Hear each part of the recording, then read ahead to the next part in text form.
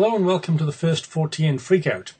Here on these podcasts we're going to be talking about a labyrinth of strange and unusual topics, from cryptozoology and monstrous and mythical beings to ghosts, witchcraft, magic, folklore, UFOs, urban legends and archaeological mysteries. I'm your host, Geoff, and I'm an author of numerous non-fiction books about the supernatural and the strange, the paranormal and the peculiar, the mysterious and the macabre, and indeed the bizarre and the just plain bonkers. You can find out more about what I write about at www.geoffholder.com. And if you're wondering about the word Fortean, it derives from the American author Charles Fort, who was the first writer to catalogue the world of unexplained and strange phenomena. And Forteana, as a category or genre, stretches beyond the conventional meaning of words like paranormal or supernatural to include intriguing developments in areas such as science, sociology, medicine, technology, popular culture and contemporary legends. Today we're going to concentrate on one of my favourite examples of contemporary legend, the vampire with iron teeth, or, as I like to call it, the fearless vampire hunters of old Glasgow town.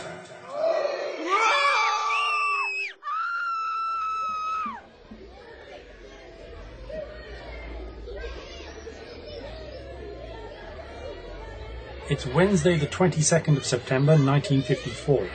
Hundreds of schoolchildren invade the southern necropolis, a large but undistinguished cemetery on Caledonian Road in the economically deprived area of the Gorbals in the Scottish metropolis of Glasgow.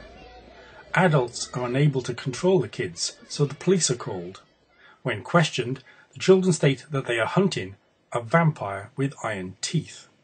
This monster has, apparently, already killed and eaten 2 little boys in the cemetery. That night, many parents throughout the Gorbals find that their children are too excited or too frightened to sleep. The following day, the Thursday, a routine call to the police station from a local journalist accidentally reveals the vampire story, and on Friday, the scoop is published in the now defunct Glasgow morning paper, The Bulletin. By that evening, the story is all over the Glasgow press. By Saturday, it is creating headlines in the national newspapers, although by now the folklore has expanded. Some children tell reporters that the monster was not a vampire, but a man with a green mask who had landed from Mars. Yet on the Sunday, the kids are laughing the story off, and one newspaper runs with the immortal headline, "The vampire with iron teeth is dead." Not even tabloid journalists get to write something like that very often. But if the children quickly forgot what had just been another transient playground fad, the story had huge implications in the adult world. It became a key element in a nationwide moral panic that was focusing on the alleged pernicious influence of sensational horror and crime comics imported from America. The general view was that Yankee trash, as it was called, was corrupting our kids, and the Gorbals vampire was an example of just how far that corruption could extend. Comics such as Tales from the Crypt and The Vault of Horror were, people thought, eroding the British way of life. The campaign against horror comics attracted some surprising fellow travellers, including the Communist Party of Great Britain, whose covert agenda was to limit the influence of American culture in the UK. The unlikely alliance of communists, Christian groups and other moral guardians pushed the issue forward, and in 1955 Parliament passed the Children and Young Persons Harmful Publications Act, a piece of legislated censorship that shut down American imports and restricted British comics. The debate on the Act, by the way, included the Gorbals episode, and so is the only time that the Houses of Parliament have discussed the activities of a vampire. Order! However, the entire anti-comics campaign was based on assumptions rather than hard evidence. No one bothered to ask the children at the centre of the incident about their reading habits. Many years later, those who had taken part in the vampire hunt told interviewers that they had never seen an American comic, and some didn't really know what a vampire was. Over the years, other influences have been suggested for causing the ferrous-fanged creature, from films and magazine features to poems, and even the Book of Daniel in the Bible, which contains a description of a bizarre beast with iron teeth.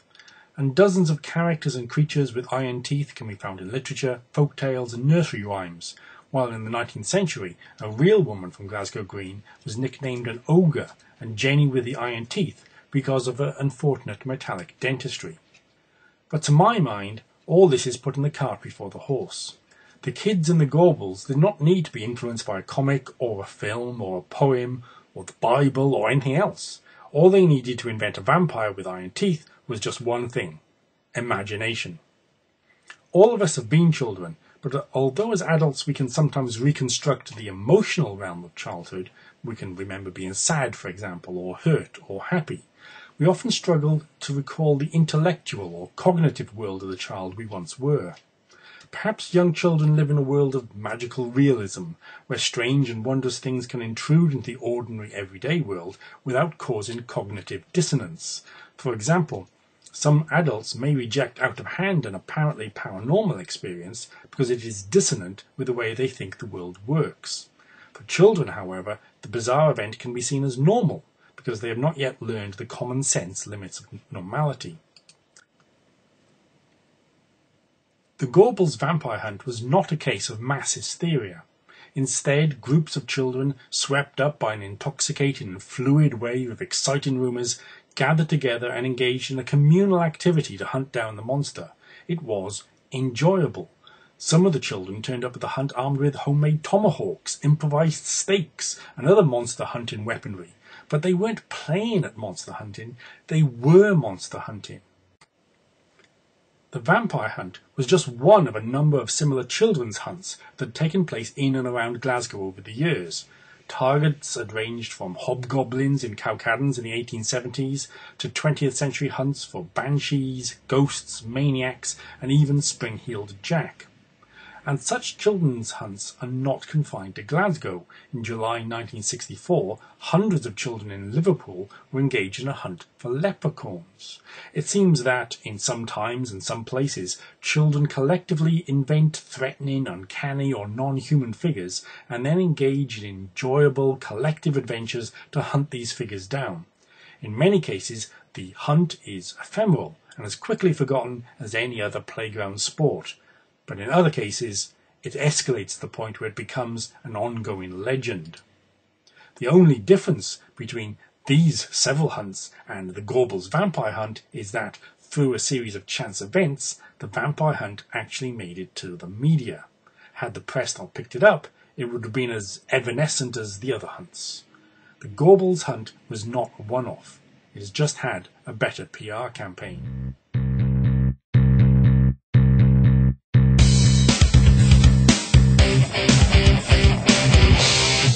If you want to find out more about the vampire with iron teeth, the complete story is in my book Paranormal Glasgow, published by the History Press in 2011.